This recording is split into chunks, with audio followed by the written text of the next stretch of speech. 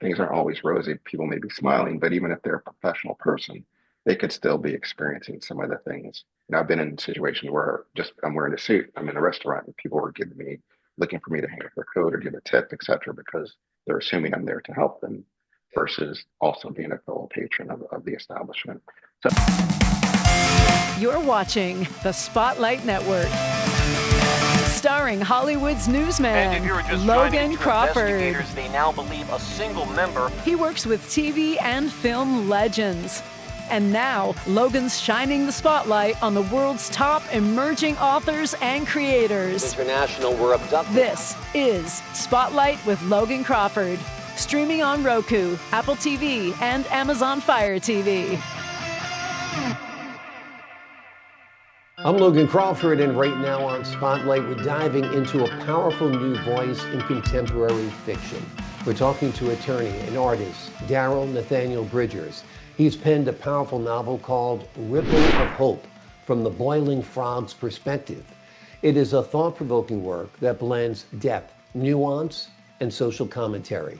From fiction to film to music, Bridgers uses creativity to explore themes of justice, identity, and resilience.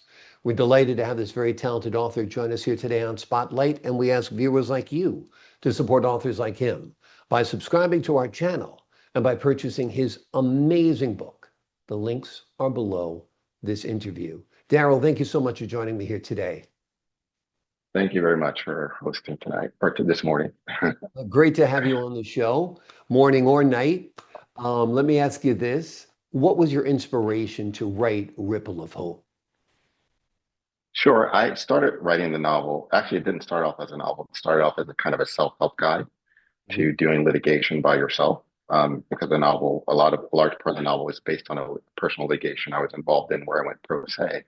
And during the process, there's a lot of pitfalls that I had. And so I decided, this would be nice to kind of talk about my experience and how I got through the process. And as I was penning, the actual process of going through the court system, I thought, it's becoming a much better story. So let me make it more personal to myself so that people really resonate with the audience. And so that's how it came about. And certainly from the Boiling Frog's perspective is eye-catching and imagination triggering as well. What does that mean? Talk to us about the Boiling Frog's perspective. Sure. It's really an allegory about, staying in situations where they're not positive, but they're comfortable at the same time. And the myth, I'll call it, of the boiling frog is if you put a frog in boiling water, it will immediately try to leap out and escape. But if you put it into tepid water and you slowly bring it to a boil, then the frog will stay comfortably until it dies, unaware that it's in danger. Whether that's scientific or not, I don't know. But I love the lesson in that for me personally, and hopefully it resonates with the audience. Yeah, absolutely, absolutely. What's the message in your book? What do you hope readers take away from it? I hope the readers take away that we're all human. We all live lives that are filled with a lot of different issues that we come across. And sometimes we may feel like we're failing in any given task. But if you believe in yourself and you kind of push forward, especially when you're fighting against injustice or what you perceive as injustice, it can be a very lonely battle. And so I just wanted to give people comfort that you're not alone, and that I've gone through it. And if I can get through it, other people can get through it as well. So I'm hoping people walk away really with the title of the book, Ripple of Hope. Hopefully it gives a little bit of hope in anybody's given circumstance to help them continue on. Absolutely, absolutely. Talk to us about how your career as an attorney shaped your perspective as a novelist.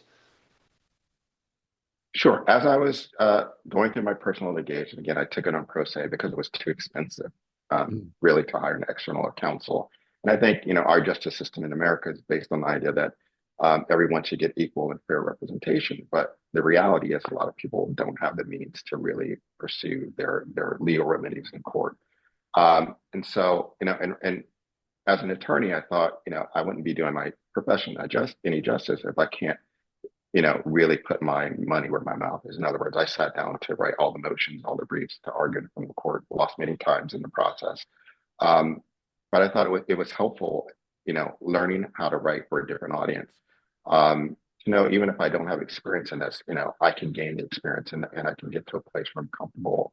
And even if I don't win every battle, like I said, I lost a lot of things along the way. Ultimately, the self growth that I've learned and the ultimate resolution, which I won't give away any spoilers in this book Hmm. and this conversation, but the Yeah. ultimate resolution was like, you don't have to be an attorney, but it helps. And so, as an attorney, I was hoping to like give a little bit of the guidance and maybe a push for people to really look at around them. And legal justice is, for everyone, but how do you go about it? Can you afford it? I think that's the lesson from this book. Exactly, exactly. People walk free for different charges, often depending on who their attorney is. I mean, if you look at the Right. Karen Reed case up in Boston, maybe she's guilty, maybe she's not. She's been acquitted, but she certainly Right. had the best legal voices at her disposal. Right. Most people don't have. Like you said, most people Right. are either going to use a public defender or do it themselves, and they're going to get quashed in court, right? Right. Right. And as I was writing this, I was thinking, you know what? The experience as a lawyer does help me get rid of some of the emotion behind because it was an emotional, traumatic experience for me personally. But I was able to kind of step back and really read every word. Like once I kind of got past the initial shock of things that were happening around me, I was able to kind of have the discipline of sitting up. Okay, let me read the word. Let me analyze what's going on. What is the judge saying? What is the other side saying? And really putting that into practice. And that's the other thing I hope people walk away from. The emotions are great. It's how we protect ourselves, but at some point you kind of step away from it and see yourself as a third party, especially if you're representing yourself, and really try to think like that attorney who has no emotional connection to the story. It's hard to do, but it is achievable. Yeah, absolutely. Taking that step back and viewing it, like you said, as a third party. Let me ask you this. You've also penned Dark and Lovely. It's an unpublished but powerful collection. Talk to us about that book and whether you ever plan on releasing it or whether it influenced this debut novel you've written. It did. I did. Was doing a lot of self searching as I was writing this, and some poetry came out of it. Some short stories that I really like. One of the stories actually is called Zeke, and I actually made it into a short film. Hmm. Um, and so that's been on the kind of the film circuit, um, the film, what do you call it, the film festival circuit, and it's won a couple of awards, which I'm proud of. So once I kind of finish with that, I think I'll kind of go back to the Dark and Lovely and kind of look at the pieces again and refine them and expand it a little bit more. But I kind of got sidelined with this little movie project that I was doing. But Yeah. I love the process. Yeah, that must have been fun. You also starred in Zeke, right? Yeah, yeah. I mean, it wasn't, I didn't mean to make it into a short film, but I wrote it and I thought, this is interesting. A friend of mine suggested that I try to film it. And so I did it as a monologue myself. And it came out really well, better than I had hoped.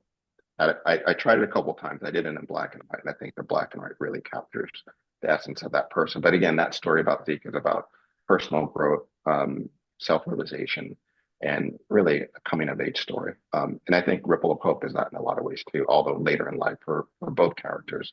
The main character, Kai, he's experiencing this in his late 20s and early 30s. And so, that 7 year saga from, 27 to 34 or 35, that is where you kind of, you see, even at that age, you can kind of learn and grow. Yeah. Well, doing well on the film festival circuit is quite impressive because there is steep competition out there. Right. Kudos to you for doing well on that, and perhaps even stepping outside of your comfort zone and acting in it as well. And I think that's wonderful. You're also a musician, a guitarist. You have SageHoneyBrandy, I think it's called. Yeah, that's the name of the group. They'll love the plug. But Okay, great. sometimes you Tell just, us Logan, you just need, about your music and how it fuels your creative energy. yeah, it's, you just need some time to decompress, away from work, away from, kind of reality sometimes. And so I actually started taking guitar lessons at a late age. And I met a group of fellow guitarists and we decided to form a group. Our teacher suggested it and we've been playing together ever since. And we do kind of funk, a soul funk fusion of music and it comes out, I think it comes out pretty well. So, Wonderful. look us up and you'll Yeah, see some of our music. absolutely. Absolutely will do. I'd imagine it's on Spotify and other streaming platforms. Right now, it's just on Instagram and Okay. YouTube. So if you look up SageHoneyBrandy and on YouTube, you'll find it. But we're gonna do some Spotify in the short term. It's a Okay. matter of kind of getting everyone together and doing it at the same time. So Sounds great. Have you envisioned Ripple of Hope as a film, or do you think it wouldn't translate to film? Tell us a little bit about what your thoughts there are. I think it would translate well into film. I think again, it has a lot of themes that are kind of span the human spectrum of different issues. It's about an interracial couple, which I think is apropos, and living in the Upper West Side, which is really liberal and modern in a lot of ways, but the people that we encountered weren't so much. And so I think it's a New York story. I think it's a story with romance in it. And one of the reviews I read on Goodreads, if you don't mind me reading it, part of it kind of sets forth what I think the audience will get out of it. I think the words they used was, um, let's see, okay, this is the commentary. This book was excruciating to read, not unlike the self-effacing autobiographical books of blank person, who I won't say. Um, Too close to home. Plus, I felt like I was watching a horror film Mm. where you're saying, "Don't do it, don't do it, don't do it," and then the character goes and does it, and there's no question of what will happen next. So I think that it'll have some resonance for audience who are like to interact with the film, and there's some prizes along the way, and people will I hope be engaged and really like feel for the character. That review was hard to read because it was like my personal story. I wish that person would have been next to me saying, "Don't do it, don't do it," while I was going through it. Well, that's great. Well, that's a wonderful, thoughtful review. It's great to get reviews like that, that somebody really Right, had such an emotional connection to your work that they actually found it tough to watch. And I think right, that's what we strive to do sometimes as a artist is to make people feel uncomfortable, make people, have provocative thoughts, make people wonder and guess. And I think you've done a great job with that. You've spoken about resilience and the Black experience. Talk to us about how your work contributes to that cultural dialogue. yeah. I think a lot of people, for better or worse, they have the misconception that racism in America is dead, that we don't have issues. There's so many Black CEOs, millionaires, billionaires, etc. That there's proof that things have changed. Well, that's only a very small fraction of the population. If you look at wealth disparities between different groups, you'll see that African Americans are low based on the population density or size. So I think it will give people another look to say, you know what, things aren't always rosy. People may be smiling, but even if they're a professional person, they could still be experiencing some of the things. I've been in situations where just I'm wearing a suit, I'm in a restaurant, and people are looking for me to hang up their coat or give a tip, etc., because they're assuming I'm there to help them versus also being a fellow patron of the establishment. So, there's little microaggressions like that that Yeah. that get annoying and build up over time. And I think people just need to be aware that, it's not over. We still have some ways to go. I do think people's hearts are in the right direction, even the people who think, it's over.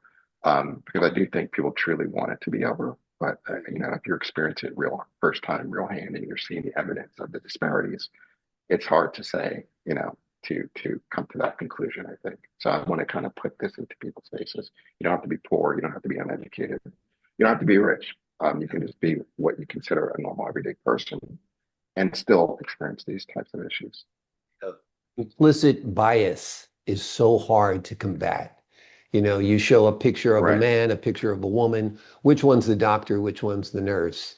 9 out of 10 are going to choose the man as the doctor, the woman as the nurse, and so on. Correct. So we need to reprogram our brains to the way that we think, the way that we view people, and the way that we feel in our hearts. And I think you putting forth powerful work across the spectrum is going to absolutely help in broadening minds and opening hearts as well. The name of the book we're talking about today is Ripple of Hope from the Boiling Frog's Perspective. It is a thought-provoking work that blends depth, nuance, and social commentary.